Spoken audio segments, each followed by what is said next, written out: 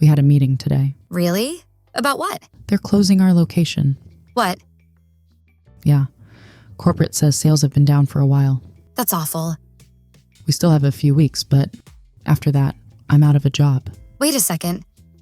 What? My office is looking for a receptionist. Seriously? Yeah. Do you think I'd have a chance? Of course. I've never worked in an office before. You'll be fine. You deal with customers all day. You're organized. You're responsible. I guess that's true. Send me your resume tonight. I'll forward it to my manager tomorrow. Really? Yeah? Why not? Thank you, Emma. What are friends for? Okay, here goes nothing. Did you send it? Yeah. Good. I'm still nervous. I know, but I think you're going to be okay.